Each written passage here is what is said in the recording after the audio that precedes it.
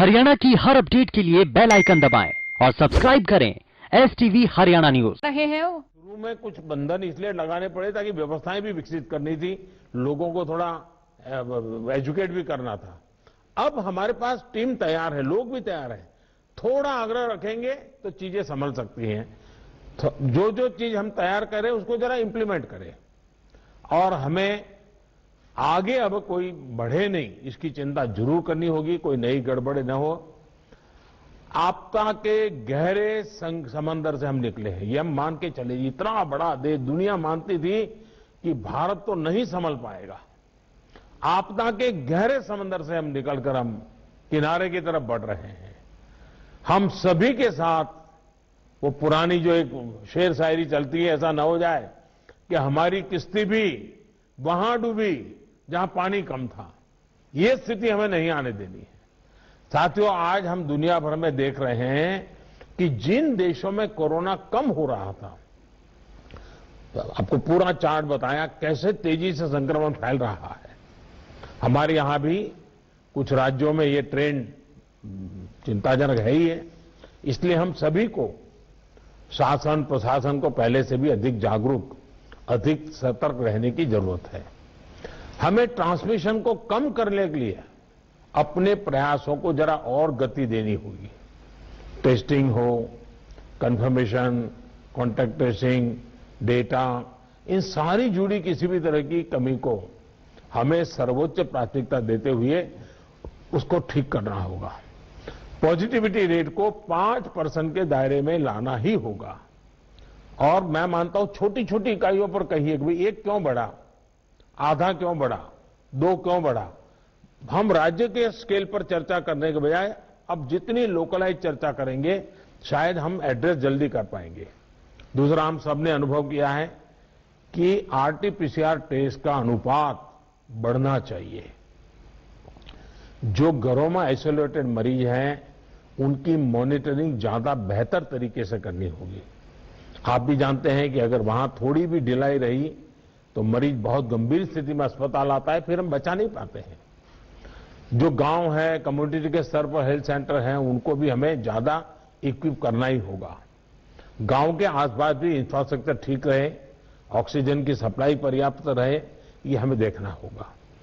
हम लोगों का लक्ष्य होना चाहिए कि फर्टिलिटी रेट को 1% से भी नीचे लाए। और वो भी मैंने जैसे कहा, छोटे छोटे इलाके में देखा जाए एक मृत्यु हुई क्यों हुई, जितना इतना फोकस करेंगे तब स्थिति को संभाल पाएंगे। और सबसे बड़ी बात, जागरूकता अभियानों में कोई कमी ना आए। कोरोना से बचाव के लिए जो जरूरी मैसेजिंग है, इसके लिए समाज को जोड़े रखना होगा। जैसे कुछ समय पहले हर संगठन, हर प्रभावी व्यक्ति को हमने एंगेज किया था, उन्हें फिर एक्टिव करना होगा। साथियों, आप भली भांति परिचित हैं कि कोरोना की वैक्सीन को लेकर इंटरनेशनली और नेशनली किस तरह की खबरें आ रही हैं। आज दुनिया में भी और देश में भी, जैसा अभी आपको प्रेजेंटेशन में पूरा डिटेल बताया गया, करीब करीब आखिरी दौर पर वैक्सीन के रिसर्च में काम पहुंचा है।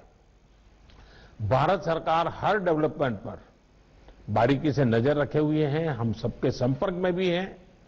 और अभी ये तय नहीं है कि वैक्सीन की 1 डोज होगी, 2 डोज होगी या 3 डोज होगी। ये भी तय नहीं है कि इसकी कीमत कितनी होगी, उसकी कीमत कितनी होगी, ये कैसी होगी। यानी अभी भी इन सारी चीजों के सवालों के जवाब हमारे पास नहीं है, क्योंकि जो इसके बनाने वाले हैं, दुनिया में जिस प्रकार के कॉरपोरेट वर्ल्ड भी है, उनका भी एक कंपटीशन है। दुनिया के देशों के भी अपने अपने डिप्लोमेटिक इंटरेस्ट होते हैं। WHO से भी हमें इंतजार करना पड़ता है। तो हमें ये इन चीजों को वैश्विक संदर्भ में ही आगे बढ़ना पड़ेगा। हम इंडियन डेवलपर्स और मैन्युफैक्चरर के साथ भी हमारी जो भी टीम काम कर रही है पूरी तरह संपर्क में है। इसके अलावा ग्लोबल रेगुलेटर्स, अन्य देशों की गवर्नमेंट्स, मल्टीनेशनल इंस्टीट्यूशंस और साथ ही इंटरनेशनल कंपनीज, सभी के साथ जितना संपर्क बढ़ सके, जितनी रियल टाइम कम्युनिकेशन हो, इसके लिए पूरा प्रयास, एक व्यवस्था बनी हुई है। साथियों, कोरोना के खिलाफ अपनी लड़ाई में हमने शुरुआत से ही एक एक देशवासी का जीवन बचाने को सर्वोच्च प्राथमिकता दी है। अब वैक्सीन आने के बाद भी हमारी प्राथमिकता यही होगी कि सभी तक कोरोना की वैक्सीन पहुंचे, उसमें तो कोई विवाद हो ही नहीं सकता है। लेकिन कोरोना की वैक्सीन से जुड़े भारत का अभियान अपने हर नागरिक के लिए एक प्रकार से नेशनल कमिटमेंट की तरह है। इतना बड़ा टीकाकरण अभियान स्मूथ हो, सिस्टमेटिक हो और सस्टेन हो, ये लंबा चलने वाला है।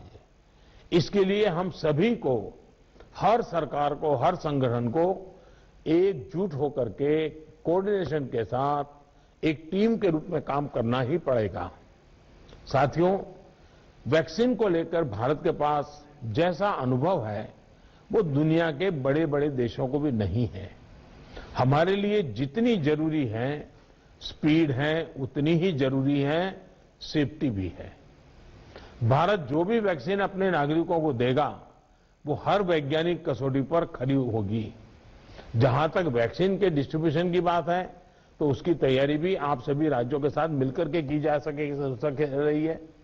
वैक्सीन प्राथमिकता के आधार पर किसे लगाई जाएगी, ये राज्यों के साथ मिलकर के ये मोटा मोटा खाका भी आपके सामने रखा है कि भाई अगर इस प्रकार से WHO ने जो कहा है हम चलते हैं तो अच्छा है, लेकिन फिर भी ये निर्णय तो हम सब मिलकर के ही करेंगे।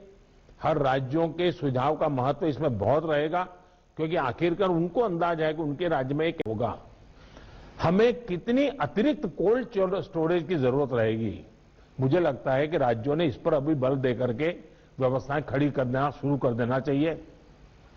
कहां कहां संभव हो गए, उसके पैरामीटर्स क्या हो गए, उस पर हमें यहां से सूचनाएं तो डिपार्टमेंट को चली गई है, लेकिन इसको अब इम्प्लीमेंट करने के हमने रेडी रखना पड़ेगा। और जरूरत पड़ी तो अतिरिक्त सप्लाई भी सुनिश्चित की जाएगी। और इसका विस्तृत प्लान बहुत जल्द ही राज्य सरकारों के साथ मिलकर के तय कर दिया जाएगा। हमारी राज्यों की और केंद्र की टीम साथ लगातार वो बातचीत कर रहे हैं, काम चल रहा है।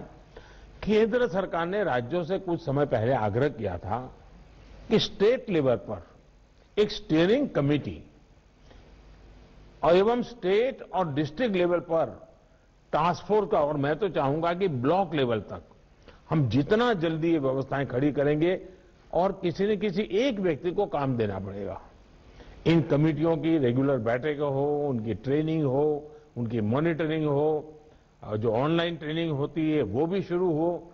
हमें हमारा रोजमर्रा के काम के साथ कोरोना से लड़ते लड़ते भी इस एक व्यवस्था को भी विकसित तुरंत करना पड़ेगा, ये मेरा आग्रह रहेगा।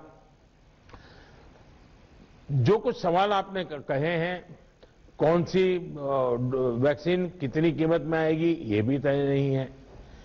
मूल भारतीय वैक्सीन अभी 2 मैदान में आगे हैं, लेकिन बाहर के साथ मिलकर के हमारे लोग काम कर रहे हैं। दुनिया में जो वैक्सीन बन रही है वे भी मैन्युफैक्चरिंग के लिए भारत को के लोगों के साथ ही बात कर रहे हैं, कंपनियों के साथ। लेकिन इन सारे विषयों में हम जानते हैं कि 20 साल से मान लीजिए कोई दवाई पॉपुलर हुई है, 20 साल से लाखों लोग उसका उपयोग कर रहे हैं, लेकिन कुछ लोगों को उसका रिएक्शन आता है, आज भी आता है, 20 साल के बाद भी आता है। तो ऐसा इसमें भी संभव है। निर्णय वैज्ञानिक तराजू पर ही तोला जाना चाहिए। निर्णय उसकी जो अथॉरिटीज हैं, उन अथॉरिटीज के सर्टिफाइड व्यवस्था से ही होनी चाहिए। हम लोग समाज जीवन की चिंता करते हैं, लेकिन हम सब जानते हैं कि हम कोई वैज्ञानिक नहीं है, हम इसकी एक्सपर्टाइज हमारी नहीं है। तो हमें दुनिया में से जो व्यवस्था के तहत जो चीजें आती हैं, आखिरकार उसी को ही स्वीकार करना पड़ेगा, और उसको स्वीकार करके हम आगे चलेंगे। लेकिन मैं आपसे आग्रह करूंगा कि आपके मन में जो योजना हो, खास करके वैक्सीन के संबंध में, किस प्रकार से आप डिलीवरी नीचे तक ले जाएंगे, आप जितना जल्दी बहुत डिटेल प्लान करके लिख करके भेजेंगे तो निर्णय करने में सुविधा होगी। और आपके विचारों का ताकत इसमें बहुत है। राज्यों का अनुभव बहुत अहमियत रखता है, क्योंकि वहीं से ये चीज आगे बढ़ने वाली है। और इसलिए मैं चाहूंगा कि आपका बहुत ही एक प्रकार से प्रोएक्टिव पार्टिसिपेशन इसमें बने, यही मेरी अपेक्षा है। लेकिन मैंने पहले ही कहा, वैक्सीन अपनी जगह पे है, वो काम होना है, करेंगे, लेकिन कोरोना की लड़ाई जरा भी ढीली नहीं पड़नी चाहिए, थोड़ा सा भी ढिलास नहीं आनी चाहिए।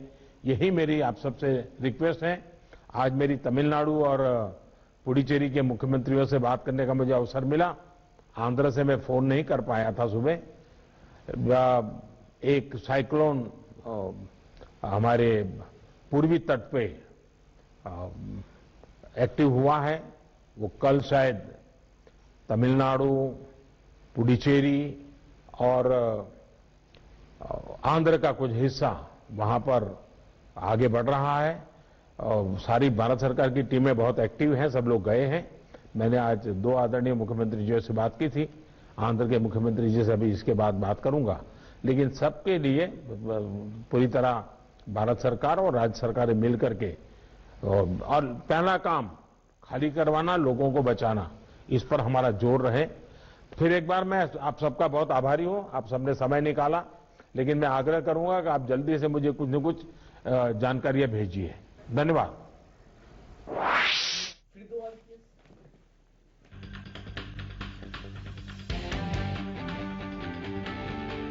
कोरोना पर प्रधानमंत्री नरेंद्र मोदी जिस तरीके से संबोधित कर रहे थे, वैक्सीन कब आएगी ये वैज्ञानिक तय करेंगे। प्रधानमंत्री ने इस दौरान इस बात को साझा किया, कोरोना से बचाव के लिए कोई लापरवाही ना हो, इस बात को सुनिश्चित करना होगा। लेकिन भारत में कोरोना का अच्छा रिकवरी रेट है और लगातार जो कोशिशें हैं वो सार्थक नजर आ रही हैं। हर देशवासी का जीवन बचाने के प्रयास में जुटे हैं।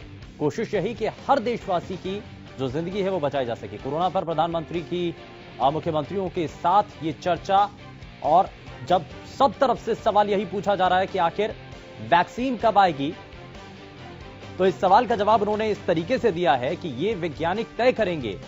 और अभी क्योंकि ज्यादातर जो वैक्सीन हैं जिनके आने की संभावनाएं हैं वो अपने आखिरी चरण में हैं, और इसीलिए आप चाहे भारत बायोटेक की द्वारा जो वैक्सीन तैयार की जा रही है वो भी अपने अंतिम चरण में है और उसका ट्रायल इस वक्त चल रहा है। और सफल परीक्षण रहा तो उसमें 60% से ज्यादा का जो रिकवरी रेट है उसमें वो ज्यादा बेहतर है। लेकिन वैक्सीन कब आएगी इस सवाल को लेकर के जवाब यहां पर दिया गया, लेकिन साथ ही तब तक बचाव के लिए एहतियात के साथ कदम उठाने की बात भी प्रधानमंत्री की तरफ से कही गई है और लापरवाही ना हो इस बात को भी कहा गया है।